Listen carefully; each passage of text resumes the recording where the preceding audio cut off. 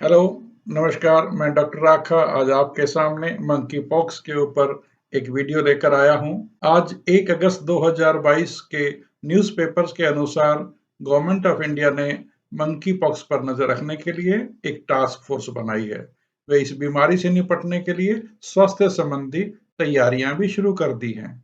आइए हम जानें कि मंकी पॉक्स के लक्षण क्या हैं, ताकि हम अपने परिवार का व अपने समाज का इस बीमारी से बचाव कर सकें। ध्यान करने वाली बात यह है कि वर्तमान में मनुष्यों में जितनी भी नई बीमारियां आ रही हैं, उनमें से ज्यादातर पहले जानवरों की बीमारियां होती थी। मंकी पॉक्स भी बंदरों में चेचक करने वाला वायरस है, जो अब मनुष्यों में भी बीमारी कर रहा है। इसलिए मनुष्यों में इस बीमारी को मंकी पॉक्स डिजीज का नाम दिया गया है। मंकी पॉक्स बीमारी के लक्षण भी चेचक के लक्षणों जैसे ही होते हैं, लेकिन अच्छी बात यह है कि उससे कम गंभीर होते हैं।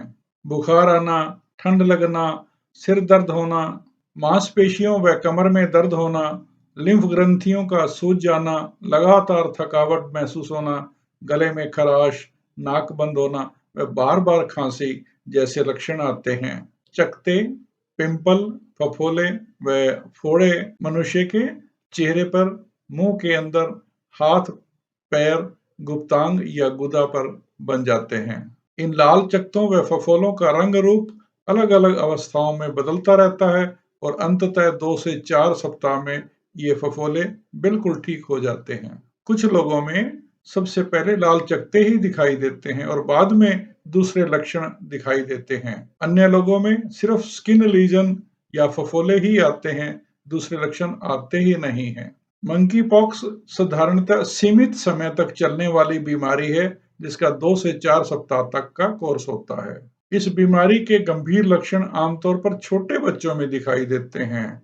बीमारी की गंभीरता इस बात पर निर्भर करती है कि वायरस से एक्सपोजर कितना हुआ, रोगी का स्वास्थ्य कैसा रहता है और सेकेंडरी इन्फेक्शन या कॉम्प्लिकेशन हुई या नहीं हुई। पिछले वर्षों में मंकी पॉक्स से रोगी मृत्यु दर 0 से 11% की रही थी, लेकिन हाल ही के वर्षों में ये दर 3 से 6% रिकॉर्ड की गई है। रोगी मृत्यु दर बच्चों में इससे ज्यादा हो सकती है।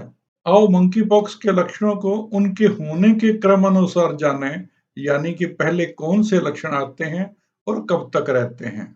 मंकी पॉक्स बीमारी की 2 अवस्थाएं होती हैं। पहली अवस्था 0 से 5 दिन तक चलती है। इस अवस्था में सबसे पहले बुखार आता है, साथ ही साथ लिम्फ नोड्स या लिम्फ ग्रंथियां सूज जाती हैं।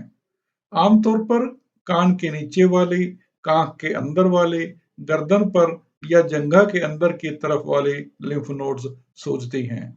ये लिम्फ ग्रंथियां एक तरफ की या दोनों तरफ की भी सूज सकती हैं।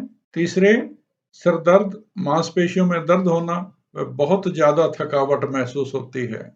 ठंड लगना या पसीना छूटना जैसे लक्षण भी आते हैं।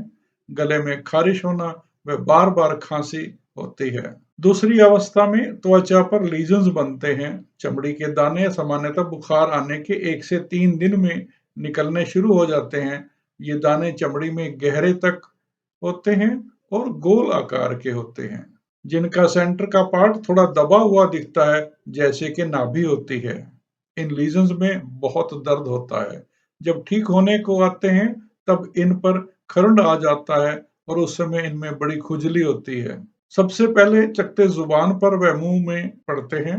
ये चकत्ते फिर दाने बनकर 24 घंटे के अंदर चेहरे, बाजुओं, हथेलियों व पांव के तलवों तक फैल जाते हैं। ये चकत्ते समय के साथ अपना रंग, रूप और आकार व अंदरूनी पदार्थ भी बदलते हैं। जो पहले लाल चकत्ते होते हैं, वे बाद में सख्त दाने, पानी भरे फफोले और फिर पस से भरे फोड़े बन जाते हैं।